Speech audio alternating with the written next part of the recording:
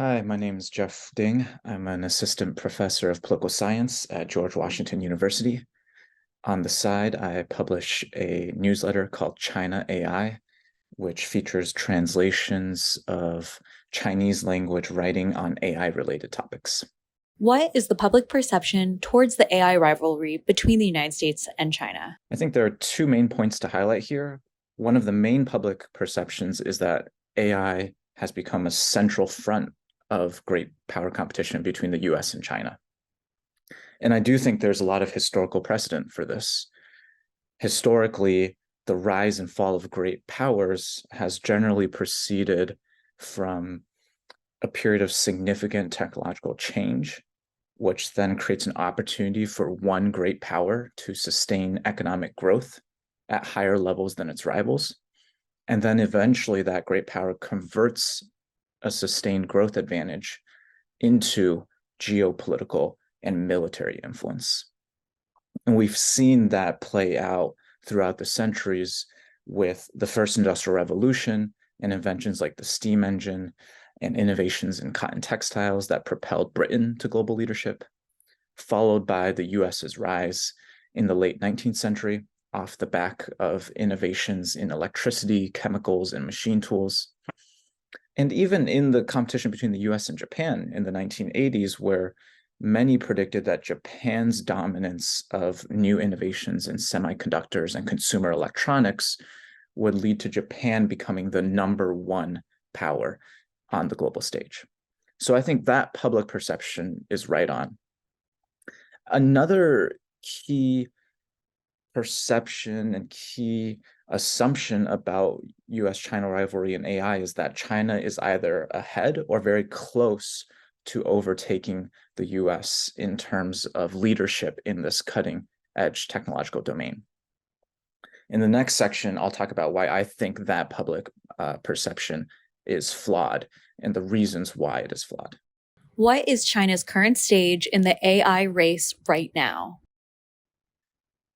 So, in terms of China's current stage in this competition over AI, and remember from the first question, I emphasized how the core stage or a core step in terms of great power competition in these emerging technologies is how they affect each country's ability to sustain economic growth. And so where China sits in terms of being able to leverage AI to improve productivity across the entire economy, because that's what's so incredible about these general purpose technologies like AI and electricity. Where China sits, I think, is very far behind the US. And I think the US has a clear leadership position in terms of being able to capitalize on AI to sustain productivity growth. I think we see that in terms of cutting edge innovations like new large language models such as OpenAI's ChatGPT, where there is still a significant gap between ChatGPT and models like Baidu's Ernie Bot that are trying to catch up in this space. And I think this links back to this historical tendency of the US to overinflate and overstate their technological rivals' capabilities in new technologies. I think another factor that points to sustained US leadership is the US's dominance of some of these foundational building blocks of AI development, such as the hardware that is used to train and run algorithms, and also the foundational open source software, much of which is developed in the United States.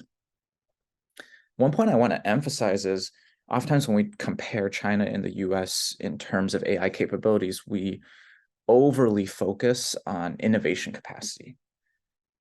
And we neglect this idea of diffusion capacity, which I highlighted in a recent article for the Review of International Political Economy.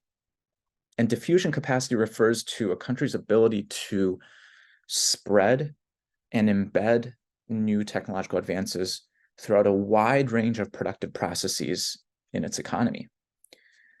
And in recent testimony to the U.S. China Economic and Security Review Commission, I highlighted why China still is far behind the US in terms of its diffusion capacity. We see that with China lagging behind other countries in terms of adopting information and communication technologies like cloud computing and even computers for business usage.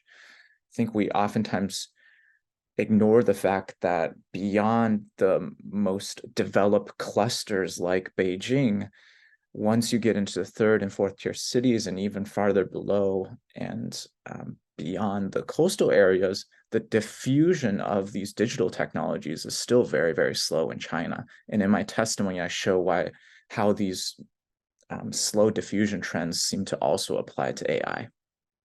What is the Chinese perspective on the risks of AI? What I want to underline is that Chinese actors definitely grapple with risks and fears about AI development, similar to a lot of different institutions in the West. And I think this is an area for continued collaboration. One thing that I oftentimes have to remind myself as we're bombarded by news of just an increasingly conflictual relationship is that cooperation is happening all the time, and it is happening in this space. For example, there is a joint technical committee of two of the most important international standard setting organizations that is working on setting technical standards for AI development that have some bearing on controlling and checking against the dangers of AI.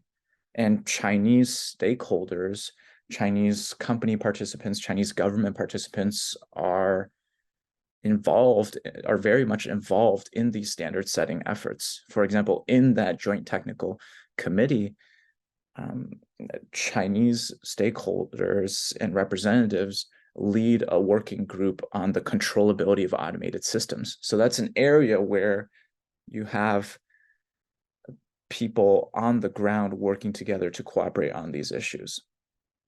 I think one very interesting aspect of all of this is US decision makers and US thinkers have pointed to the need to find a permissive action link for AI.